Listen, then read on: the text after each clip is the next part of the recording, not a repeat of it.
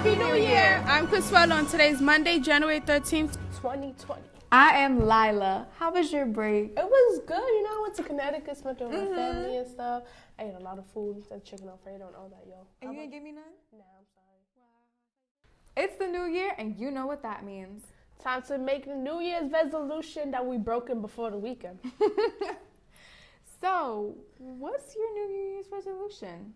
I'm going to be more healthy. I'm going to go to the gym because it's going to be a hot girl summer of 2020. Moving on to the news, on Tuesday, December 10th, 30 CSSJ students, along with Corey, Pam, and Juan, were invited to the United Nations for celebrating Human Rights Day, Youth Standing Up for Human Rights. Holy cow. Let's see how it went. It was streamed online, live on YouTube and the UN Web TV as well.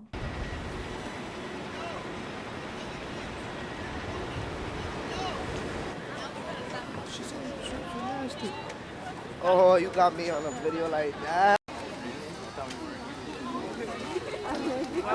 Don't mind. I'm excited. I'll be like, you're different. Yeah, I know. Just walk in there like, you know.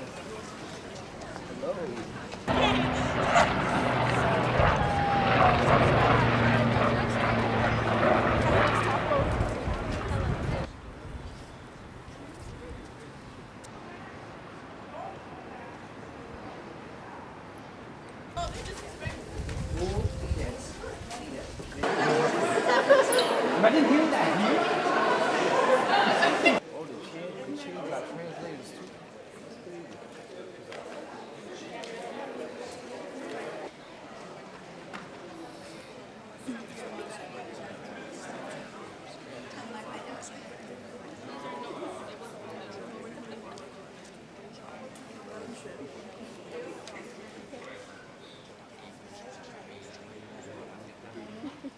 I got sick. What happened? You can have this translated. I got 4 bars. Yeah, I got 4 bars. Vote with her. I'm reading, can't see.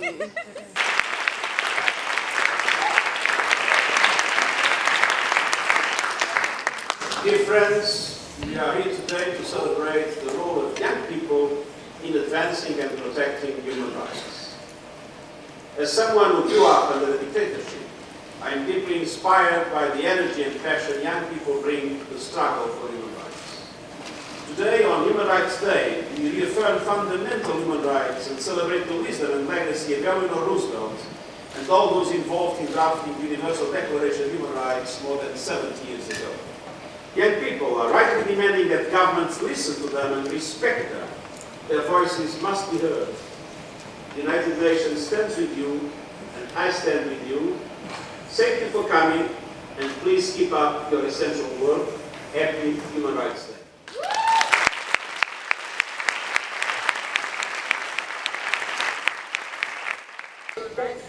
Nuestras libertades, nuestra seguridad y nuestro deber. Con fuerza y diversidad, defendamos los derechos.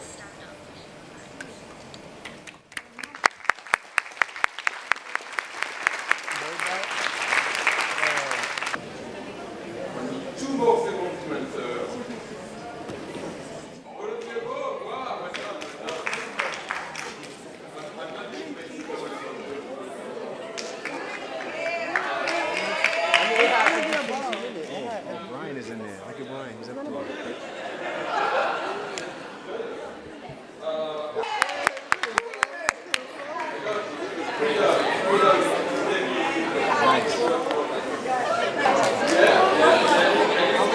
Check if yours works. Isn't it 5? I think it's 5. Wait, you can count right here.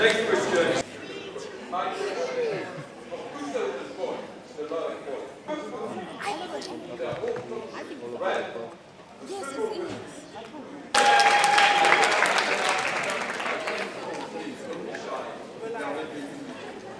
A 23-year-old student from Gambia, a human rights defender who has publicly exposed the former Gambian president, Yahya Jammeh, for sexual assault. Sjtv, it is an honor to have you here today. Alexis Lawrence, just one down on my left, is an 18-year-old freshman at Brooklyn College in New York who has protested the injustices done to those who experience homelessness, something that she has experienced firsthand here in New York City. As a survivor of sexual assault violence myself, I think the greatest thing one can walk away with from rooms like this, where you have youth speaking from diverse perspectives and perspectives that we might not understand, is to know that the actual experts when it comes to sexual violence is survivors themselves. Like Tupa said a few minutes ago, I just want people to listen to our stories, listen to the stories of homelessness, understand the power of gentrification, how it affects lower class communities, understand your privilege, understand your power, and use that to help us. Like, I remember a time where I was just kind of like afraid of speaking out and being an activist because I didn't want to make them feel uncomfortable. But then I noticed, like, oh, no, I have to make them uncomfortable to make a change, to be quite honest.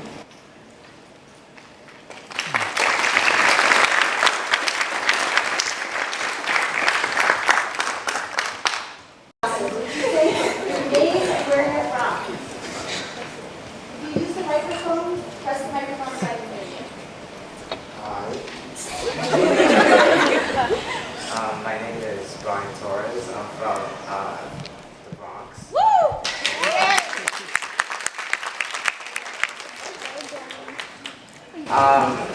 In terms of religion, like what do you think religion has deserves some of the blame for the violations of human rights throughout world history? There is no doubt. I think when it comes to all the major principles that we live by as a human race, whether it's policies that we've come up with, whether it's our spirituality or whatever we relate to, or whatever religion that we count ourselves in. I am from a Muslim majority country, from a Muslim family, both parents on all sides. I would be lying if I had said that religion does not contribute to sometimes stifling the rights of humans, especially women, to be specific. And it might not be the fiction of that religious book, but it is how it is interpreted. I think you have men who are mostly the ones in position. They are the imams, they are the religious leaders, and they do get to interpret the book sometimes how it benefits them. And that way, you are stifling women's rights. If there is any quotation or any interpretation of any religion onto women's bodies in whatever shape or form, I think that is something we should stand up to, that is something we should modify, and that is something we should be brave enough to say, hey, look, this part of this religion really is not in line with where we want to go moving forward.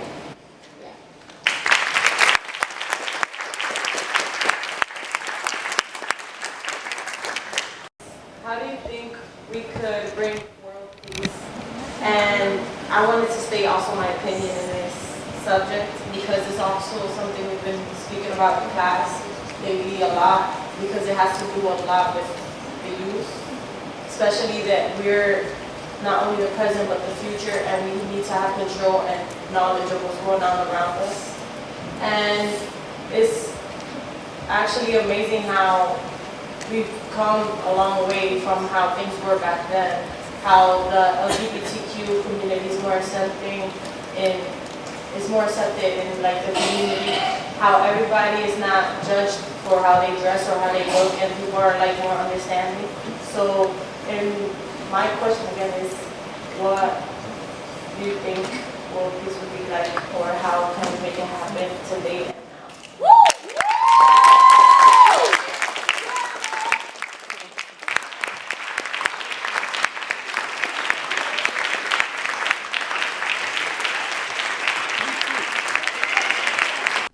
On Wednesday, December 10th, all family groups had their annual winter trip. They battled through the rain, the snow to go bowling, ice skating. Some survived. Some we have not seen since then.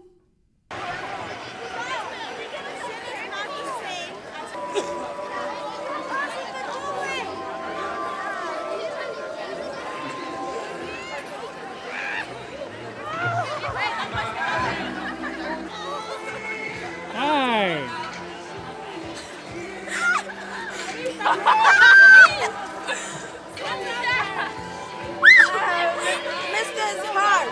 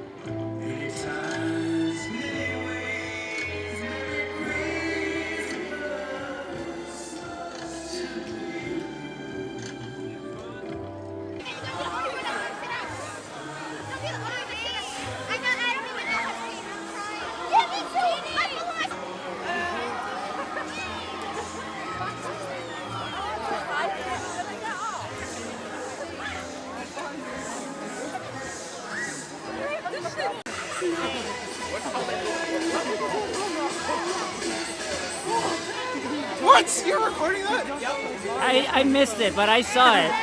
Of course you did. It seemed like it hurt. Did it hurt? What do you think?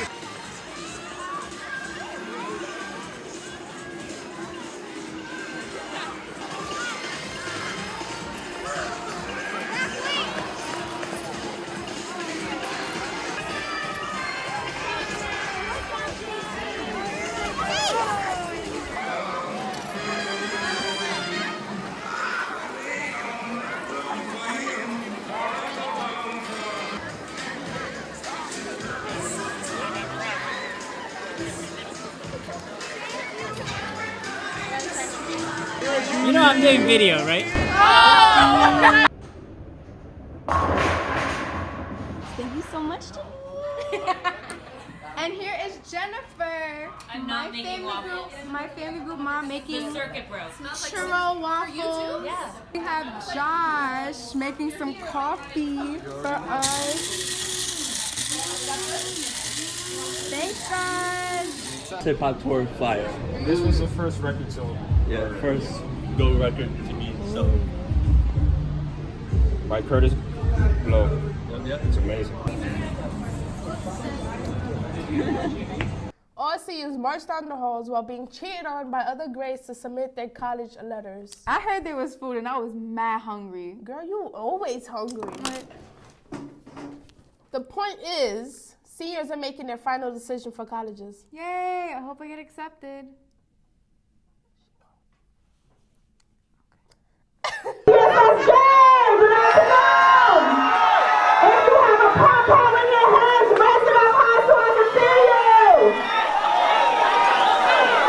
There we go.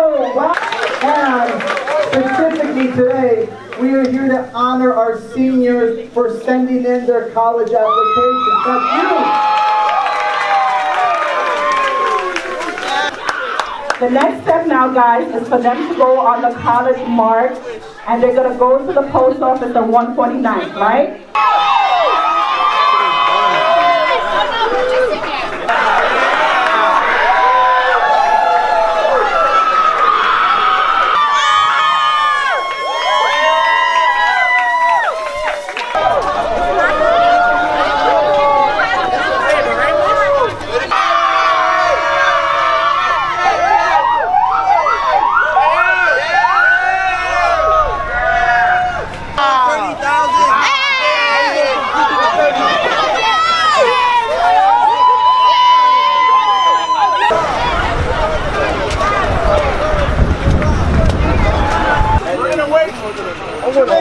Hey guys, News 12 wants to get you guys going into it. Hey, News 12, 2 minutes.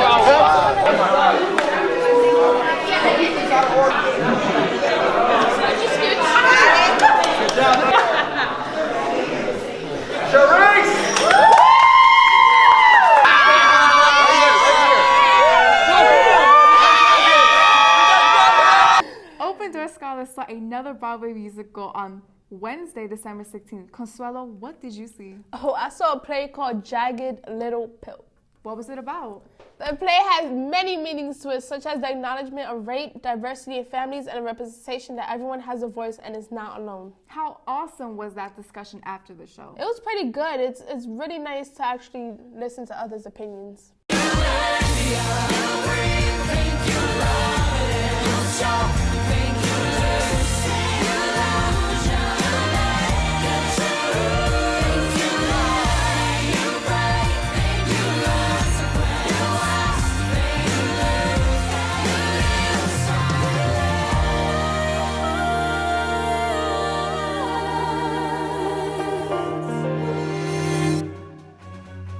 That's all for Season 2, Episode 4. Join us Tuesdays after school in room 349. 349. Thanks for watching. I'm Lila. I'm Consuelo. And this is SJTV. Thanks for watching. Bye.